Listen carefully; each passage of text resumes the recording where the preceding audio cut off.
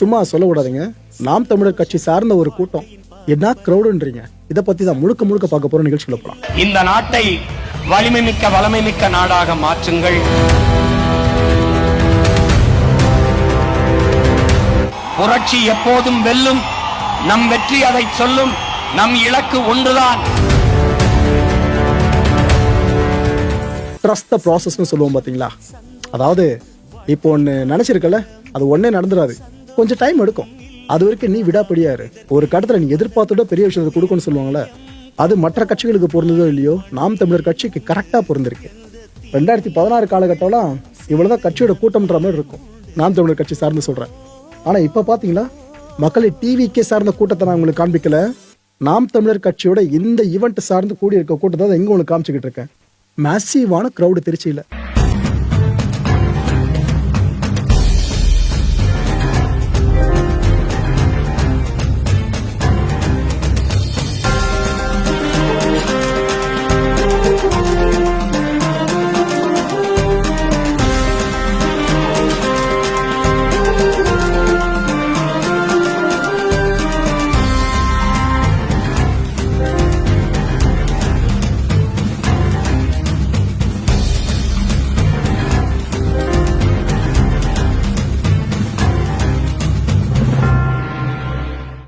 அடி உயர கொடி கம்பம், இதுல நாம் தமிழர் கட்சியோட கொடி ஏற்றப்படுதுங்க. சீமான் அவர்களோட அண்ணையா இருக்காங்களே அண்ணம்மாள், இவங்களும் சீமான் அவர்களோட மனைவியான கயல்விழி, இவங்க பிளஸ் இந்த நாம் தமிழர் கட்சியோட பெண் நிர்வாகிகள் எல்லாரும் சேர்ந்து குத்து விளக்கம் ஏத்திருந்தாங்க.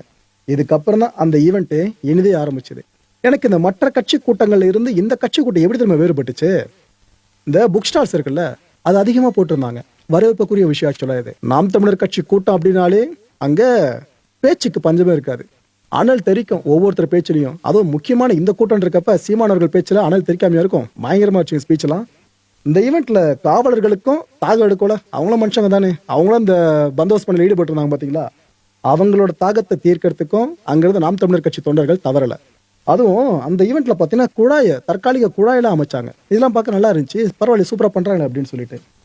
இந்த கூட்டத்துல இன்னொரு முக்கியமான பாராட்டப்பட வேண்டிய விஷயம், இந்த பிளாஸ்டிக் பாட்டில்ஸ் இருக்குல்ல, அதெல்லாம் நிறைய பேர் பெருசா பயன்படுத்தல. ஜீரோ நான் சொல்ல வரல, கொஞ்சம் பார்க்க முடிஞ்சது தவிர, என்ன நீங்க கூட்டி கேச்சு பார்த்தீங்கன்னா ஒரு 500-600 பாட்டில்ஸ் பிளாஸ்டிக்ல அது போல தான் பார்க்க முடிஞ்சிருக்கு, அதிகபட்சமே சொல்றேன். மற்றபடி இது போல இருக்கு பாத்தீங்களா, பிளாஸ்டிக் அல்லாத பொருட்கள், இதுல தான் குடிநீர் வழங்கப்பட்டிருந்துச்சு. இந்த அளவு கூட்டம் கூடி இருக்கு அப்படின்னாலே அசம்பாவிதம் ஏற்படும், உள்ளுக்குள்ள ஒருத்தர் அடிச்சுப்பாங்க, இது போல யாரும் எதிர்பார்த்தீங்கன்னா உங்களுக்கு ஏமாற்றம் தாங்க. அது போல எந்த ஒரு துயரமும் உள்ள நடக்கல.